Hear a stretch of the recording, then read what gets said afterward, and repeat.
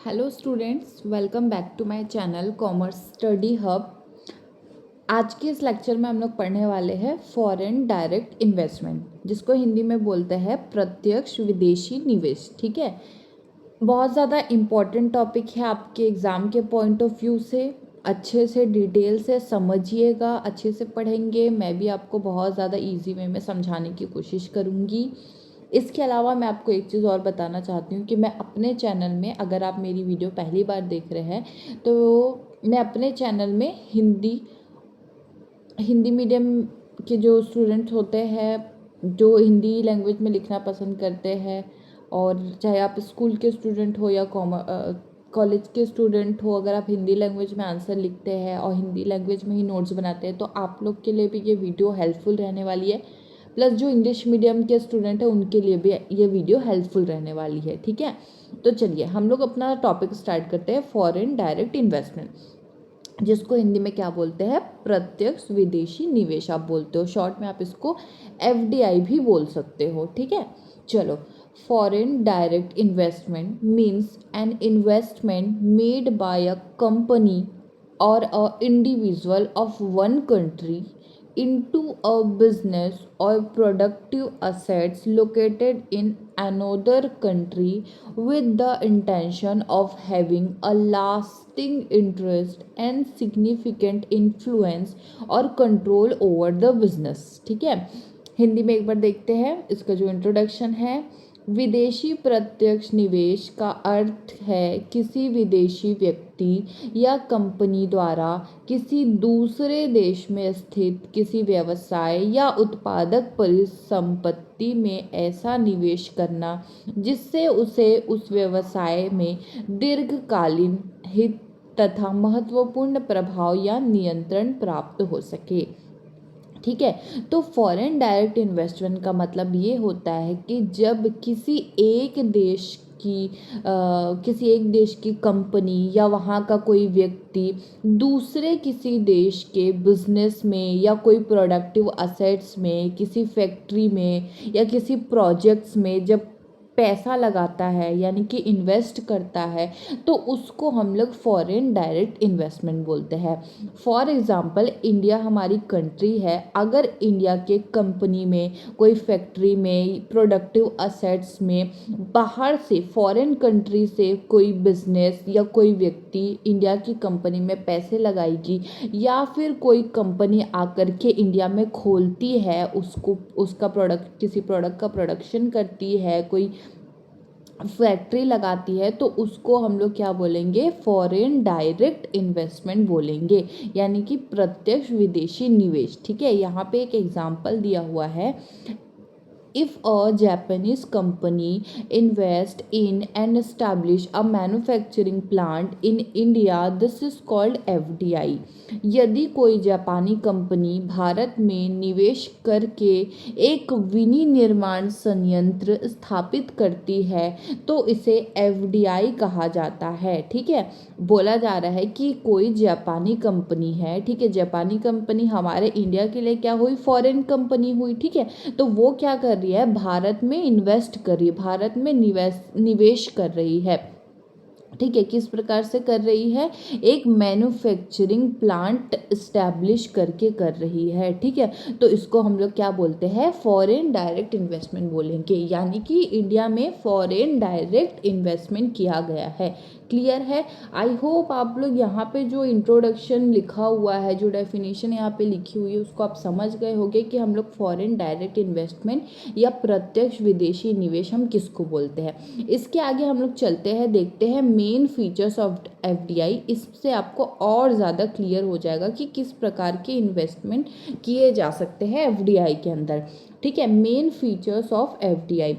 First आपका दिया है फॉरेन इन्वेस्टमेंट। देखो, एफडीआई के फीचर्स या कैरेक्टरिस्टिक्स हम लोग पढ़ रहे हैं। ठीक है, तो फॉरेन इन्वेस्टमेंट किया जाता है यहाँ पे। Investment comes from another country. India में जो इन्वेस्टमेंट किया जा रहा है, वो जो इन्वेस्टमेंट किया जा रहा है वो कहाँ से किया जा रहा है, फॉरेन कंट्री से किया जा रहा है, किसी दूसरे देश से किया जा रहा है, तो उसको इंडिया के लिए हम क्या बोलेंगे, फॉरेन डायरेक्ट इन्वेस्टमेंट बोलेंगे। अगर समझ लीजिए अमेरिका में इंडिया के द्वारा इन्वेस्ट किया जाता है तो वो अमेरिका के लिए फॉरेन डायरेक्ट इन्वेस्टमेंट कहलाएगा। क्लियर है, इतनी बात आप समझ गए होंगे। विदेशी निवेश, निवेश दूसरे देश से आता है। यहाँ पे क्या बोला जा रहा है, सेम वही हिंदी में लिखा हुआ है, बस सेम ही कंसेप्ट है कि जो निवेश है, जो इन्वेस्टमेंट है आपका, वो दूसरी कंट्री से आपको प्राप्त होता है। ठीक है, एफडीआई का यही मतलब है। ठीक है, इन्वेस्टमेंट यहाँ पे हम ये नहीं बात करें कि सिर्फ इंडिया की कंपनी ही इंडिया की कंपनी में इन्वेस्ट करी, तो इसको हम फॉरेन डायरेक्ट इन्वेस्टमेंट नहीं बोलेंगे। जब इंडिया की कंपनी में, समझ लीजिए अमेरिका की कोई कंपनी इन्वेस्ट करती है, तो हम उसको बोलेंगे कि हाँ फॉरेन डायरेक्ट इन्वेस्टमेंट हुआ है। क्लियर है। सेकेंड पॉइंट देखिएगा, लॉन्ग टर्म इंटरेस्ट। ठीक है, long term interest, it is generally intended to create a lasting business relationship. Long term interest को हम लोग दीर्घकालीन हित बोलते हैं। इसका उद्देश्य लंबे समय तक व्यवसायिक संबंध बनाना होता है। ठीक है, क्या होता है, व्यवसायिक संबंध बनाना होता है। यानी कि इसमें क्या किया जा रहा है, लॉन्ग टर्म के लिए आप अपना इंटरेस्ट सिक्योर करके रख रहे हो जिस बिजनेस में, जिस कंपनी में आपने इन्वेस्ट किया है। मैं आपको एक चीज़ यहाँ पे बताना थोड़ा सा भूल गई हूँ, I am sorry for that. यहाँ पे मुझे ये बताना है कि हमने ये तो देखा कि यहाँ पे दूसरी कंट्री के द्वारा इन्वेस्ट किया जाता है, उसको हम लोग फॉरेन डायरेक्ट इन्वेस्टमेंट बोलते हैं।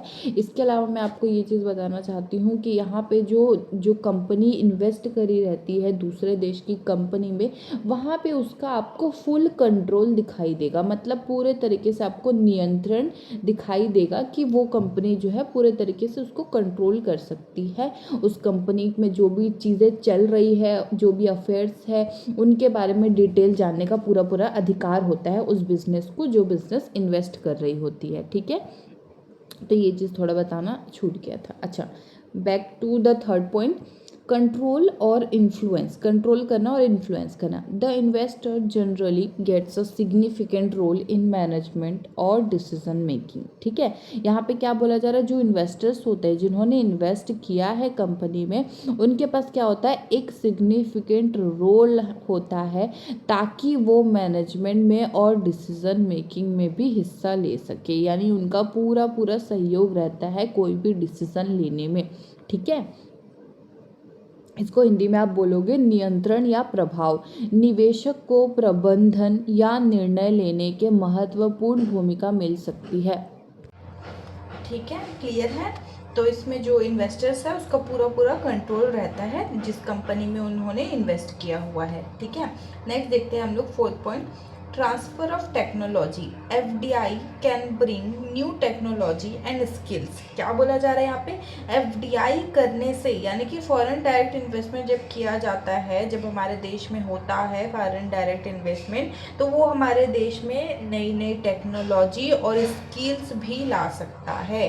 तकनीक या हस्तांतरण, इसको आप बोलोगे, इससे नई तकनीक और कौशल देश में आ सकते हैं। ठीक है, फॉर एग्जांपल आप यहाँ पे देखिए, जैसे कि हमने एग्जांपल देखा था कि कोई फॉरेन कंपनी है जो हमारे इंडिया में इन्वेस्ट करती है, इंडिया की किसी कंपनी में इन्वेस्ट करती है, तो वो जो फॉरेन कंपनी रहेगी वो क्या करेगी, कैपिटल के माध्यम से तो इन्वेस्ट कर ही सकती है, इसके अलावा वो नई टेक्नोलॉजी ला करके या नई मशीन्स ला करके भी इन्वेस्ट कर सकती है उस कंपनी में, नए नए स्किल्स प्रोवाइड कर सकती है उस कंपनी में। ठीक है, तो इसीलिए बोला जा रहा है कि फॉरेन डायरेक्ट इन्वेस्टमेंट से आपको नई नई टेक्नोलॉजी भी आपको उसका फ़ायदा मिलेगा, न्यू टेक्नोलॉजीज़ का भी, और नई स्किल्स का भी आपको फ़ायदा मिलेगा।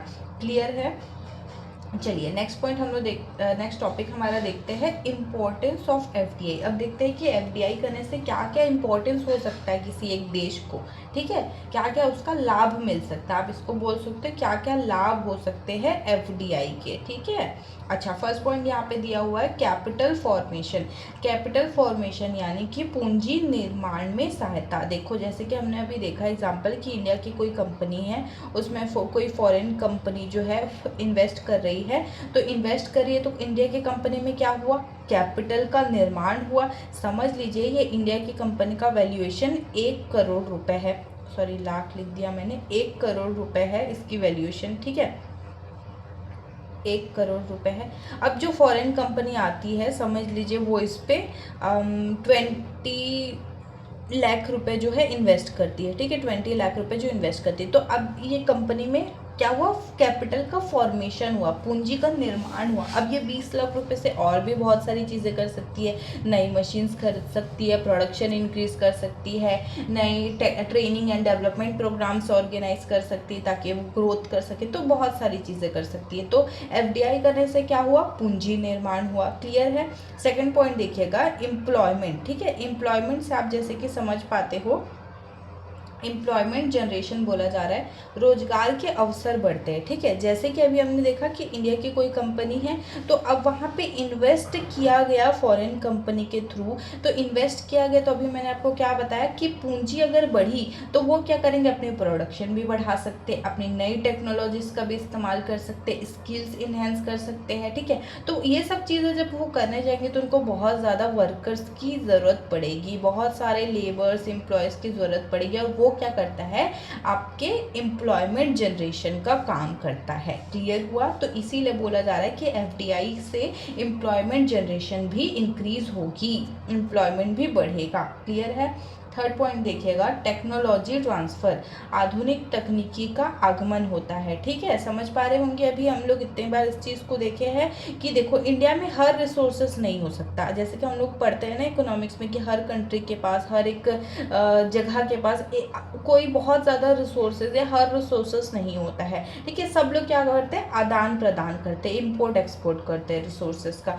तो हमारे पास भी हो सकता है कुछ आधुनिक तकनीक अभी ना हो इंडिया में। ठीक है, लेकिन फॉरेन डायरेक्ट इन्वेस्टमेंट होने से हम उस आधुनिक तकनीक का भी लाभ उठा सकते हैं। क्लियर है।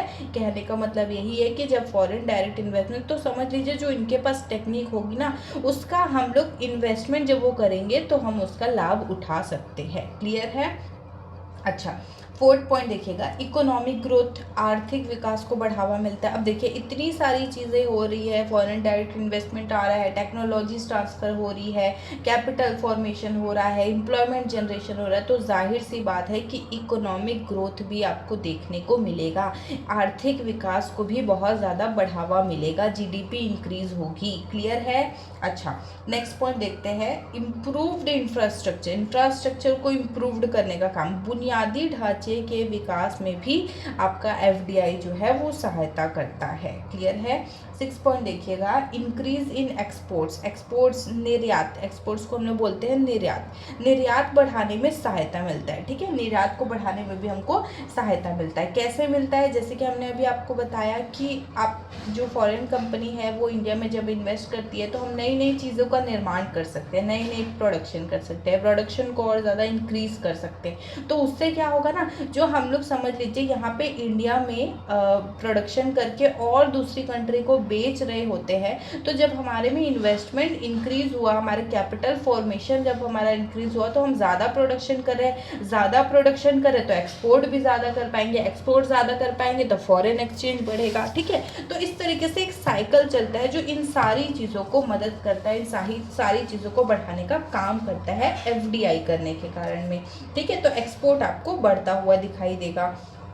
उसके बाद नेक्स्ट, बेटर मैनेजमेंट, ये थोड़ा मैं स्क्रीन को क्लियर कर देती हूँ ताकि आप लोग भी थोड़ा सा अच्छे से इस चीज़ को समझ पाओ। बेटर मैनेजमेंट स्किल, ठीक है, आधुनिक प्रबंधन तकनीकों का विकास होता है। ठीक है, जैसे कि हमने देखा अभी कि टेक्नोलॉजी आपको नहीं देखने को मिल रही है, इकोनॉमिक ग्रोथ हो रहा है, तो इससे और क्या हो सकता है कि बेटर मैनेजमेंट स्किल भी आपको देखने को मिलेगी, आधुनिक प्रबंध तकनीकों का भी विकास होता हुआ आपको दिखेगा। किसके वजह से, एफडीआई के वजह से। ये बहुत ज़्यादा आपका इम्पोर्टेंट टॉपिक है। क्लियर है। आई होप आप लोग इम्पोर्टेंस समझ पाए होंगे, फीचर्स समझ पाए होंगे। ठीक है, अगर कुछ डाउट होगा तो please let me know in the comment section. हम लोग नेक्स्ट टॉपिक की ओर मूव करते हैं जो कि आपका है types of foreign direct investment. ठीक है, foreign direct investment, types of foreign direct investment, इसको आप बोल सकते हो कि प्रत्यक्ष विदेशी निवेश के प्रकार आप बोल सकते हो। ठीक है, यहाँ पे हिंदी में नहीं लिख पाई हूँ मैं। ठीक है, इसको आप प्रकार बोलोगे। चलिए बहुत ध्यान से समझिएगा। प्रकार, सबसे पहला प्रकार देखिए, मैं आपको बता देती हूँ शॉर्ट में कि हम लोग एफडीआई के 4 टाइप्स पढ़ने वाले हैं अभी आगे चल के। ठीक है, 4 टाइप्स हम लोग एफडीआई के पढ़ने वाले हैं, इसको ध्यान से सुनिएगा।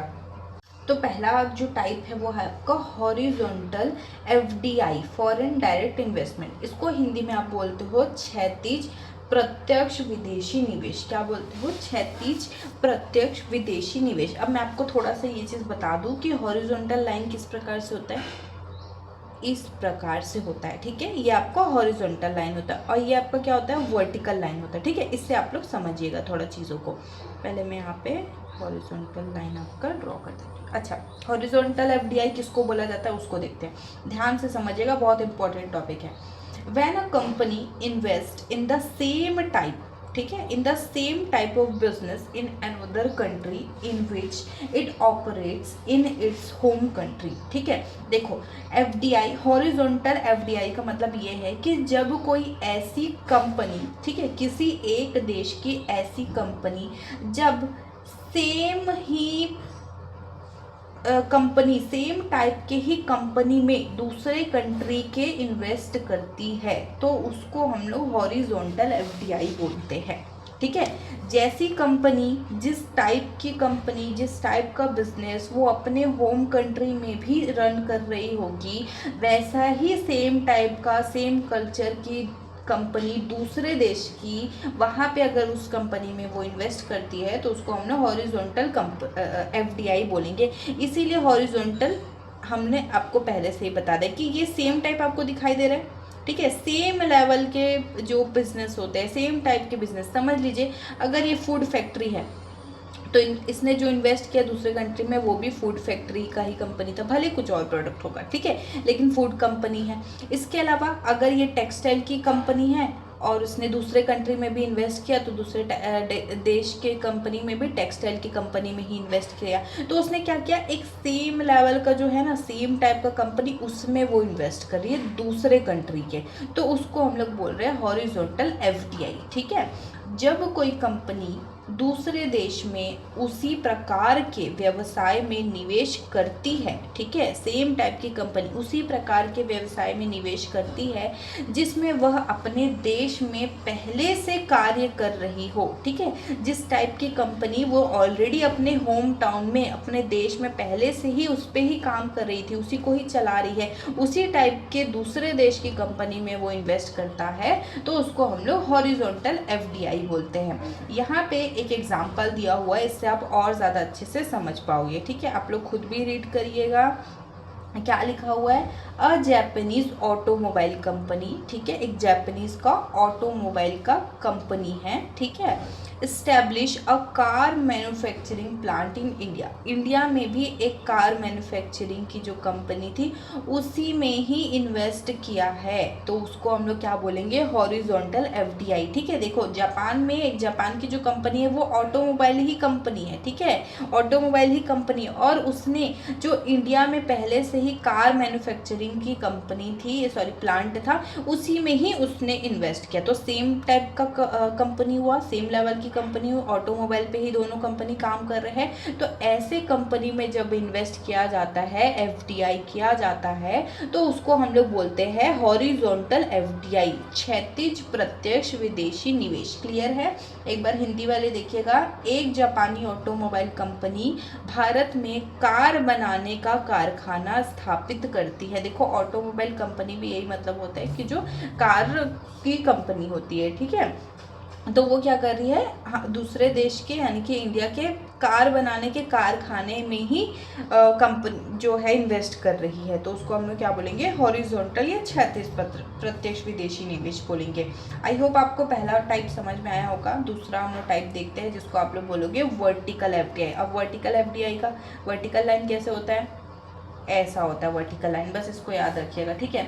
Vertical FDI, foreign direct investment, इसको आप लोग बोलोगे ऊर्ध्वाधर प्रत्यक्ष विदेशी निवेश। क्लियर है? चलो देखते हैं क्या होता है। When a company invest in different stage, ठीक है, यहीं पे इस चीज़ का जो है चेंज हो जाता है यहाँ पे कि ऐसी कंपनी जो इन्वेस्ट कर रही है different stage of its supply chain in another country, ठीक है। देखिए, सप्लाई चेन, जैसे कि सप्लाई चेन क्या होता है कि जहाँ पे रॉ मटेरियल है, ठीक है, रॉ मटेरियल कहीं से आ रहा है, फिर वो मैन्युफैक्चर हो रहा है, फिर वो फिनिश प्रोडक्ट बन रहा है, फिर वो सेल के लिए जा रहा है, उसका डिस्ट्रीब्यूशन किया जा रहा है, तो इस तरीके से एक सप्लाई चेन चलता है, ठीक है। तो बोला जा रहा है कि ऐसी कंपनी जो अपने ही सेम दूसरे अपने ही सप्लाई चेन वाले ही बिजनेस के साथ में जब वो एफडीआई करती है, ठीक है, तो उसको हम लोग वर्टिकल एफडीआई बोलते हैं। एग्जाम्पल के साथ बताऊंगी तो और अच्छा क्लियर हो जाएगा, ठीक है। फिलहाल देखिए, जब कोई कंपनी दूसरे देश में अपनी आपूर्ति श्रृंखला के अलग अलग चरणों में निवेश करती है तो उसको हम लोग ऊर्ध्वाधर प्रत्यक्ष विदेशी निवेश बोलते हैं, ठीक है। एक ही समझ लीजिए सप्लाई चेन है, सप्लाई चेन का डिफरेंट स्टेज, जैसे मैंने अभी आपको बताया, उन डिफरेंट स्टेजेस पे जब कंपनी इन्वेस्ट करती है तो उसको हम लोग वर्टिकल फॉरेन डायरेक्ट इन्वेस्टमेंट बोलते हैं। फिलहाल इतना ही समझिए। अब देखिएगा, वर्टिकल एफडीआई के दो फॉर्म्स होते हैं बोला जा रहा है। एक होता है बैकवर्ड वर्टिकल एफडीआई और एक होता है फॉरवर्ड वर्टिकल एफडीआई। इसको इंग्लिश में, हिंदी में भी वही बोलिएगा, ठीक है। बैकवर्ड वर्टिकल एफडीआई हो गया और एक फॉरवर्ड वर्टिकल एफडीआई हो गया। अब देखिएगा, बैकवर्ड वर्टिकल एफडीआई क्या होता है? इन्वेस्टमेंट इन सप्लायर्स और सोर्सेस ऑफ रॉ मटेरियल, ठीक है। जैसे कि मैंने आपको बताया एक सप्लाई चेन चलता है, समझ लीजिए यहाँ पे रॉ मटेरियल बनाने वाली कंपनी है या रॉ मटेरियल के रिसोर्सेज की कंपनी है, ठीक है, जो उसको सप्लाई कर रही है, सप्लायर है रॉ मटेरियल की, सोर्स है रॉ मटेरियल का, ठीक है। तो वो उस जगह पे जब एक कंपनी इन्वेस्ट कर रही है, यानी कि बैकवर्ड जा कर के इन्वेस्ट कर रही है, तो उसको हम लोग बोलेंगे कि backward vertical foreign direct investment है, ठीक है। कच्चे माल या आवश्यक वस्तुओं के आपूर्तिकर्ताओं में निवेश, ठीक है। ये कंपनी समझ लीजिए यहाँ पे है, जो अगर पीछे जा करके इन्वेस्ट कर रही है, यानी कि जो रॉ मटेरियल जहाँ से बन के आ रहा है, जो रॉ मटेरियल का रिसोर्सेज है, जो रॉ मटेरियल के सप्लायर्स हैं, वैसे जगहों में, वैसे बिजनेसेस में अगर इन्वेस्ट किया जा रहा है तो उसको हम लोग बैकवर्ड वर्टिकल एफडीआई बोलेंगे, ठीक है। नेक्स्ट देखिएगा, forward vertical foreign direct investment FDI, investment in distribution, marketing and sales activity, विपणन या बिक्री गतिविधियों में निवेश। जैसे कि मैंने अभी आपको सप्लाई चेन समझाया था, अगर आप वो ठीक से समझोगे तो ठीक है। अब देखिए, अब यहाँ पे है हमारे, समझ लीजिए, marketing activities, sales activities, distribution activities. तो जब ये कंपनी आगे आके फॉरवर्ड होके आगे वाले चीज़ों पे इन्वेस्ट करती है, आगे आने वाले एक्टिविटीज़ में, आने वाले बिजनेसेस में इन्वेस्ट करती है, तो उसको हम लोग बोलेंगे forward vertical foreign direct investment हुआ है। क्लियर है? यहाँ पे एक एग्जांपल दिया हुआ है, an automobile company investing N auto parts manufacturing unit in another country. देखिए, एक ऑटोमोबाइल की कंपनी है, ठीक है, जो इन्वेस्ट करी है ऑटो पार्ट्स मैन्युफैक्चरिंग यूनिट, ठीक है। एक मैन्युफैक्चरिंग यूनिट है जहाँ पे ऑटो पार्ट्स बनाए जाते हैं, यानी कि ये हम लोग यहाँ पे क्या बात कर रहे हैं? कच्चा माल की बात कर रहे हैं, ठीक है। रॉ अभी बना नहीं है, ऑटो पार्ट्स वो बनाती है, ठीक है। पूरा भी कार बना नहीं है उनका, जो कार के जो कुछ पार्ट्स रहते हैं ना, ऑटो पार्ट्स, उसका मैन्युफैक्चर करती है। तो ऐसे कंपनी में जब हम लोग इन्वेस्ट करते हैं तो एक तो उसको क्या बोलोगे आप? वर्टिकल फॉरेन डायरेक्ट इन्वेस्टमेंट बोलोगे। और ये कौन सा फॉर्म है? तो ये backward vertical foreign direct investment है। क्लियर है?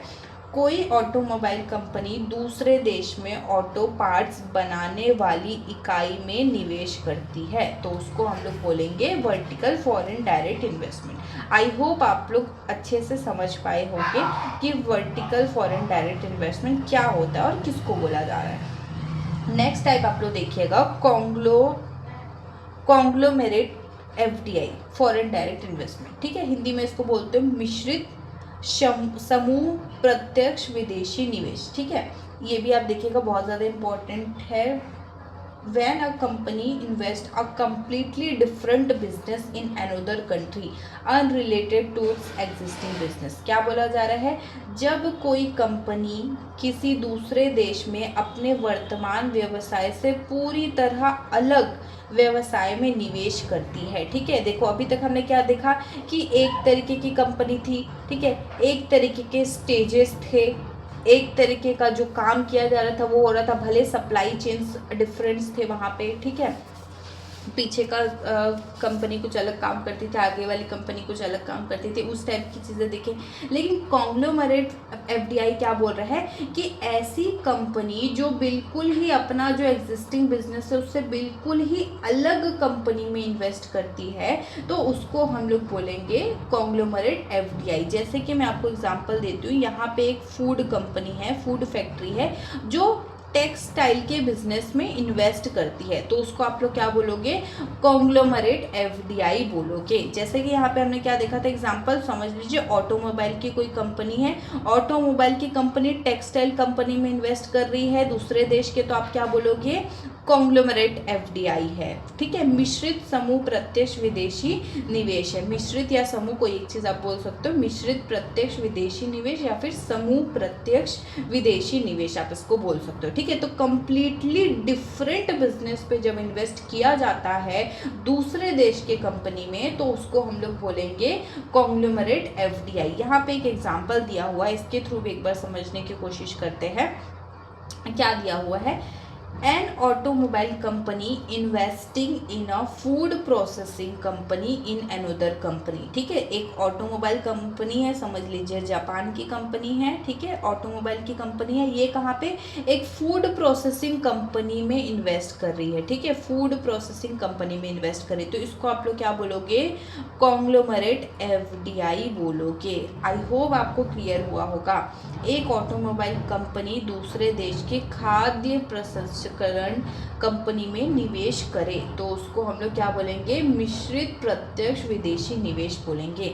ठीक है, चलिए नेक्स्ट हम लोग फॉर्म देखते हैं, नेक्स्ट टाइप देखते हैं, सॉरी, जिसको आप लोग क्या बोलोगे, प्लेटफॉर्म एफडीआई। क्या बोलोगे, प्लेटफॉर्म एफडीआई। इसको हिंदी में भी आप बोलोगे प्लेटफॉर्म प्रत्यक्ष विदेशी निवेश। क्या होता है देखिएगा, when a company establishes production facilities in one foreign country and uses them to export products to the third countries। ठीक है, बहुत इंपॉर्टेंट है, देखिएगा, जब कोई कंपनी किसी एक विदेशी देश में उत्पादन इकाई स्थापित करती है, ठीक है, क्या किया, एक देश ने, समझ लीजिए ए नाम का देश है, उसने क्या किया, बी नाम के देश में एक उत्पादन इकाई बैठाई, प्रोडक्शन फैसिलिटी स्टैब्लिश करी। ठीक है, प्रोडक्शन हाउस स्टैब्लिश किया और वहाँ उत्पाद बनाकर उनके तीसरे देश में निर्यात कर रही है, और यहाँ पे कार्य करके किसी तीसरे ही देश में उसको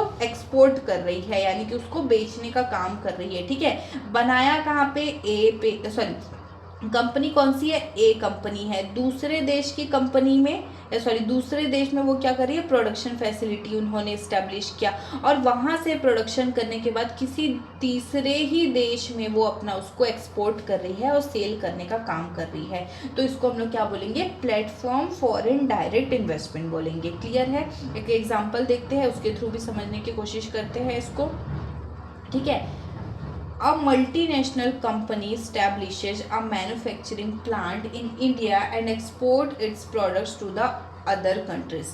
कोई बहुराष्ट्रीय कंपनी यानी कि मल्टी कंपनी, ठीक है, जिसको मैं समझ लो पी नाम दे देती हूँ, कंपनी ने विनिर्माण इकाई स्थापित करके अपने उत्पादकों को दूसरे देश में निर्यात किया। अब देखो उसने क्या किया, एक मैन्युफैक्चरिंग प्लांट लगाया, किसमें, इंडिया में लगाया। ठीक है, ये कंपनी है, इन्वेस्ट करने वाली एक देश की कंपनी है, इसने क्या किया, इंडिया में अपना क्या किया, मैन्युफैक्चरिंग प्लांट इस्टेब्लिश किया और क्या किया, किसी अदर कंट्रीज को, मैं क्यों नाम दे रही हूँ, किसी तीसरे देश की, किसी अदर कंट्रीज में उसको प्रोडक्ट को एक्सपोर्ट करना शुरू कर दिया। ठीक है, ये कंपनी है, यहाँ पे काम कर रही है इस देश में और यहाँ से बेचने का काम किसी और ही देश में कर रही है, तो ऐसे फॉरेन डायरेक्ट इन्वेस्टमेंट को हम लोग क्या बोलेंगे, प्लेटफॉर्म फॉरेन डायरेक्ट इन्वेस्टमेंट बोलेंगे। आई होप आप लोगों को फॉरेन डायरेक्ट इन्वेस्टमेंट अच्छी तरीके से क्लियर हुआ होगा, इसका टाइप्स क्लियर हुआ होगा, इम्पोर्टेंस क्लियर हुआ होगा, फीचर्स हमने देखा वो क्लियर हुआ होगा। फॉरेन डायरेक्ट इन्वेस्टमेंट बहुत ज़्यादा इंपॉर्टेंट टॉपिक है आपके एग्जाम के पॉइंट ऑफ व्यू से, इसको अच्छे से समझिए, अच्छे से इसके नोट्स को नोट डाउन करिए, प्लस इसके जो टाइप्स है वो बहुत ज़्यादा इंपॉर्टेंट है, उसको भी बहुत अच्छे तरीके से पढ़ के जाइए। ठीक है, thank you so much students.